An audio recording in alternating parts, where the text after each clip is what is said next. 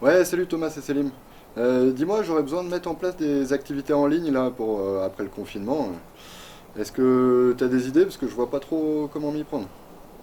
Eh ben écoute, clairement Discord c'est fait pour ça, je te montre tout ce qu'on peut faire. C'est pas un gros truc de geek ça?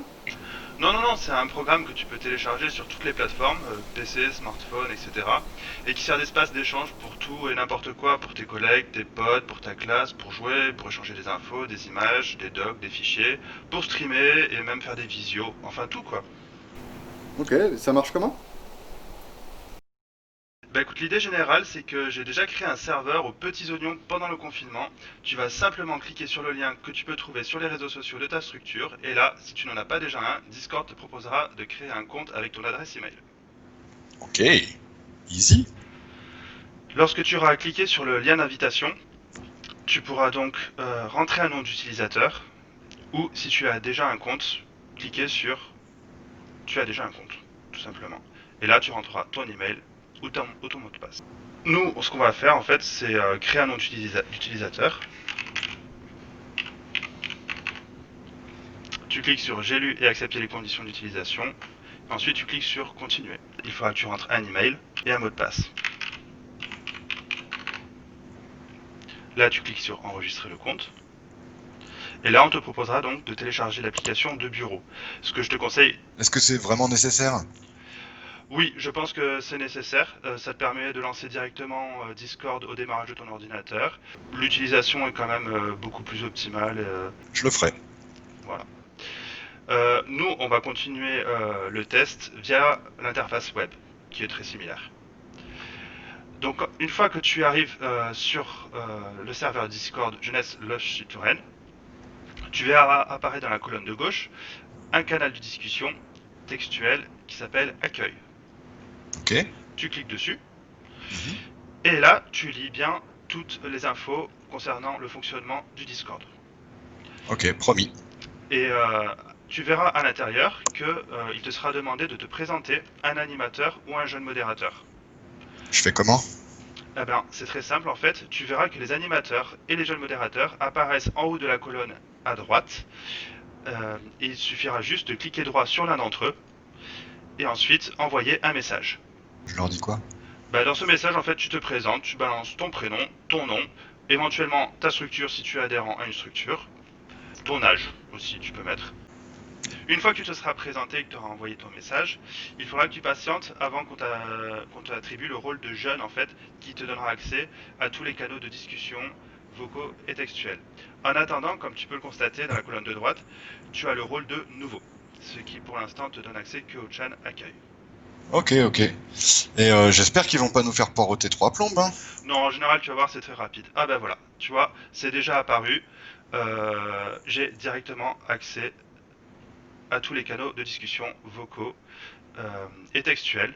Et comme tu peux le voir, je ne suis plus dans la catégorie nouveau, mais je suis passé en jeune. J'apparais ici. Voilà.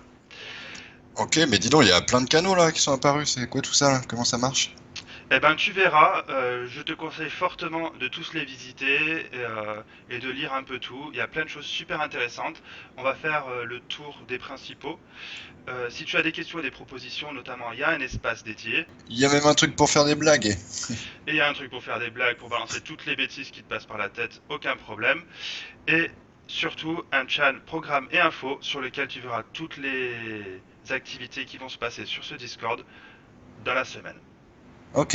Il y a des endroits où c'est des hashtags et des endroits où on voit une petite enceinte là. C'est quoi le Oui, délire? alors en fait, il existe deux types de canaux différents. Les canaux textuels, donc qui sont réservés à l'écrit, c'est ceux qui ont un hashtag, et les canaux avec un petit haut-parleur, eux, ce sont des canaux vocaux.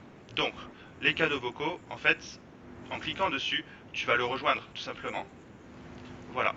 Et toutes les personnes qui seront connectées dans le même vocal que toi pourront t'entendre et tu pourras discuter avec eux, tout simplement. Cool. Et du coup, ça veut dire qu'il faut forcément un micro et un casque? Alors, il est très fortement conseillé d'avoir un micro et un casque, évidemment.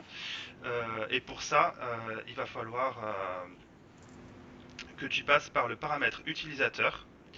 et puis dans la colonne de gauche, voix et vidéo, et ensuite sélectionner le micro que tu veux utiliser pour ton périphérique d'entrée. Et en sortie audio, il faudra que tu sélectionnes tes enceintes ou ton casque. Alors évidemment, il est très fortement conseillé du coup d'avoir un casque et un micro pour éviter d'avoir des échos dans les discussions vocales. Ok, mais sinon, si je fais ça depuis mon téléphone portable, j'ai pas de Non, problème, c'est quoi. pas gênant, aucun problème. Tu peux même essayer d'arranger la qualité de ton son et de ton micro euh, directement dans les options en fait. Tu vois, tu peux régler ton volume de sortie, ton volume d'entrée. Tu peux vérifier la manière dont on t'entend en fait en cliquant sur vérifions ça, test du micro. Tu peux aussi sélectionner la sensibilité de ton micro, la laisser en automatique ou pas. Et voilà, tout simplement. Ok, cool. Mais on y fera quoi sur le Discord alors? Alors, dans le Discord, en fait, il y a beaucoup de choses qu'on peut faire. En fait, il faut que tu t'imagines le serveur Discord exactement comme un local ado, en fait. Tu vas avoir plusieurs catégories d'activités. Il y a un espace de partage culturel sur lequel tu pourras partager tes goûts en termes de films et séries, vidéos, littérature et ta musique. Il y aura une catégorie jeux de société sur lesquels on pourra faire des jeux de société en fait, hein, jeux de cartes, jeux de rôle, jeux de plateau.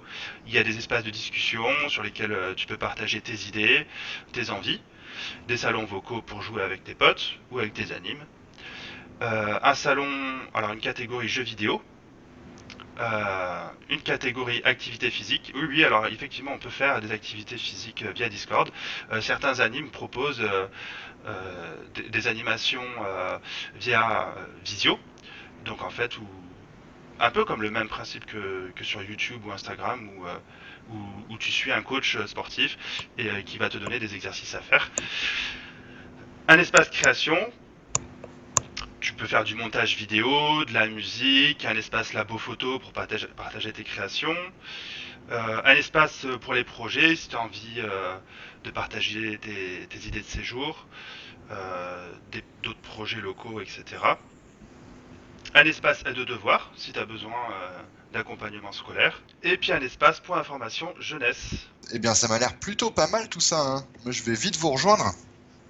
Eh ben écoute, quand tu veux, les liens d'invitation sont tous opérationnels, il y a juste à cliquer, tu as vu, c'est super facile, super rapide. En 2-2, tu peux te retrouver sur notre serveur. Merci Thomas, je vais pouvoir faire des animations qui envoient du pâté.